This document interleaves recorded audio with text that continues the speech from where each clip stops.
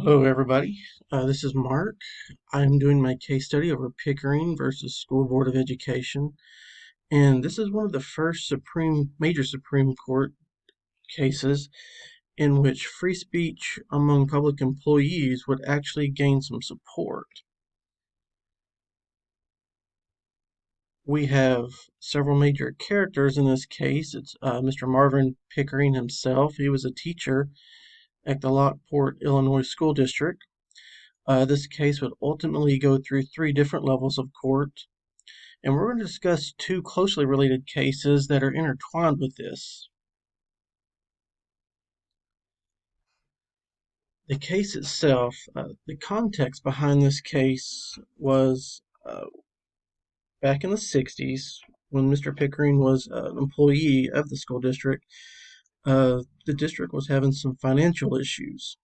And one of the ways that they wanted to overcome this was to increase the tax base for some building projects and some other particular services that they wanted to render. Mr. Pickering himself was part of the group that was helping to pass this.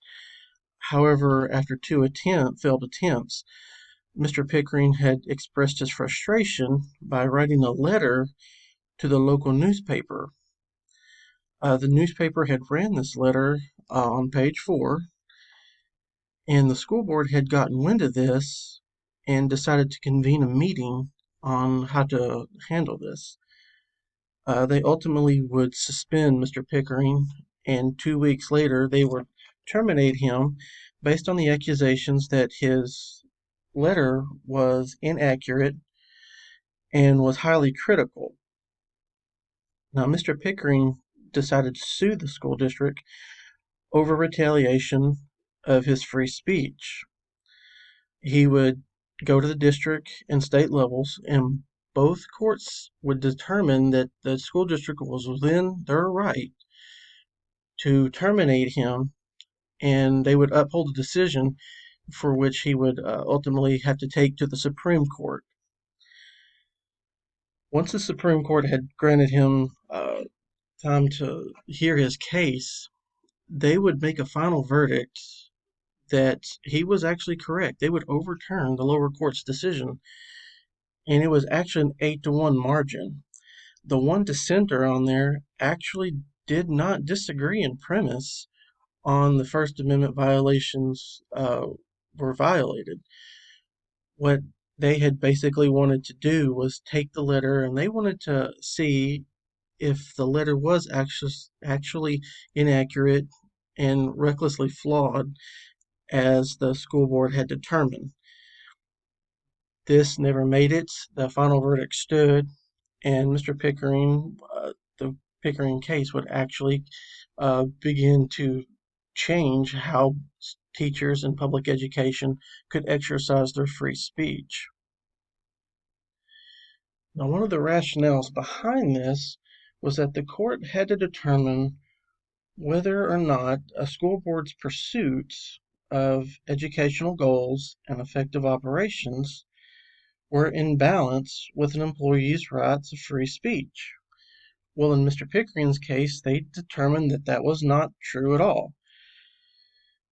So one of the things that they, or two of the things that they had to get into was exactly what qualifies a person to speak on matters of what's called public concern.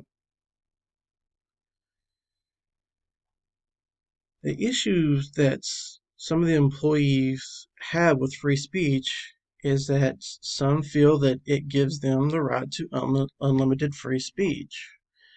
Well, this is not accurate. One of the tenets of this case was, is an employee qualified to speak on any particular topic? Well, that depends on exactly what they mean by qualified.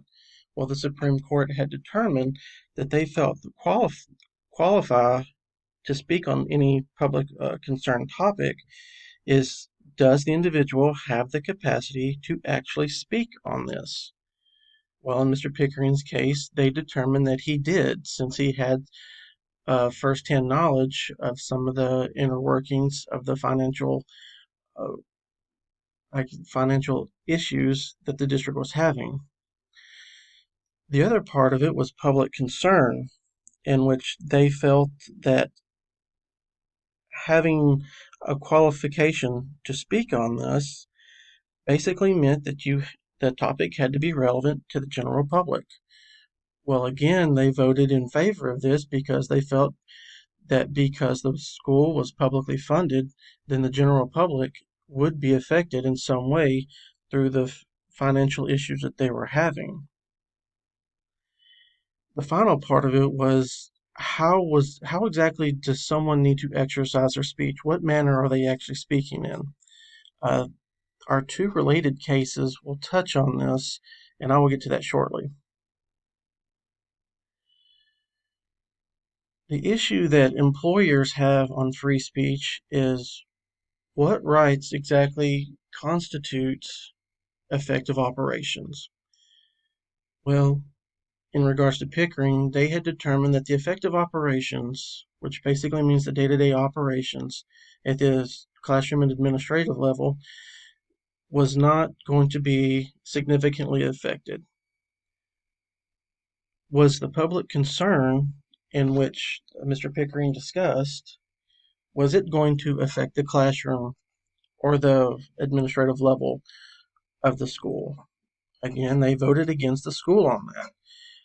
However, that did set a little precedence stating that if effective operations will be significantly disrupted through free speech of an individual, then the employer actually does have some rights to take action, and the extent of that action is basically up to the district. The two related cases to this right here go with Connick versus Myers and Garcelli versus Salabos. What these two cases did right here is that they created frameworks in which the Supreme Court could now begin to use to determine if the Pickering standard could even be applied. What Connick did was establish the difference between a private citizen versus someone who is on duty.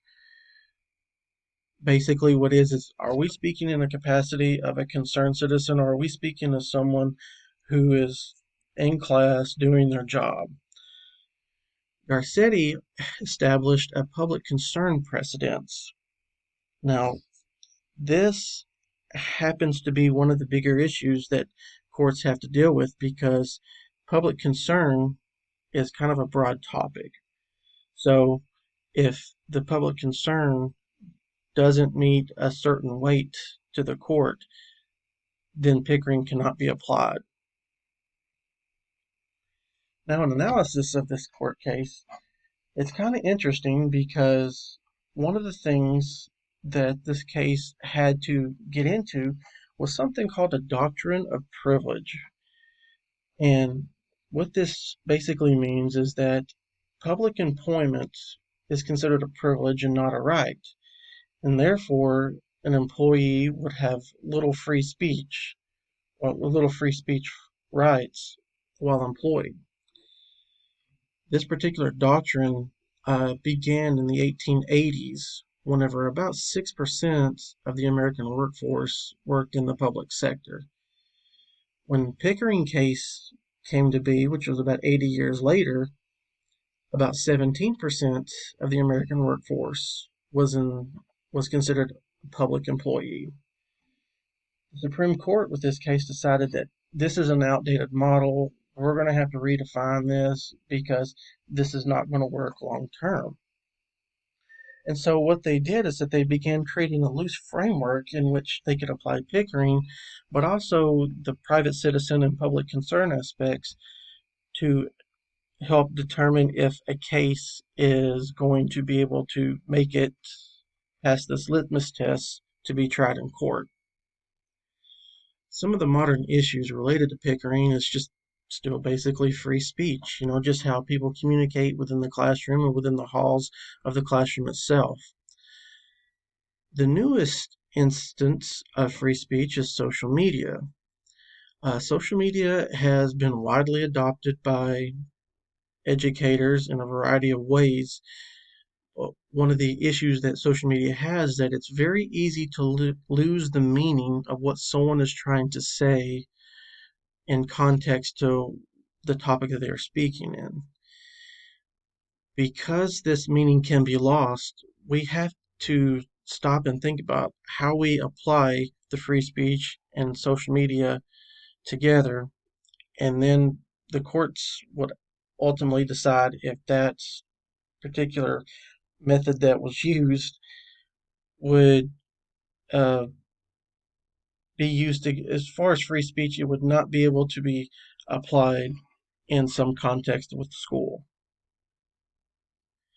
Now, my question right here,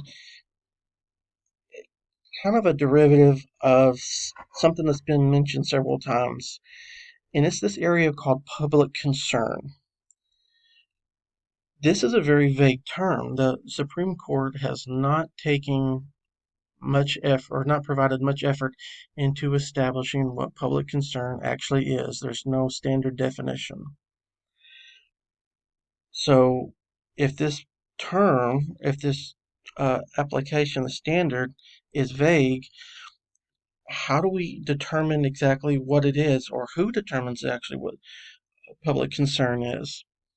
So, because of this root problem, my question is, how do we apply such a vague standard like public concern to the newer forms of communication that we use, like social media? I do appreciate your time. I look forward to hearing your hearing your answers, and you have a good day. Bye.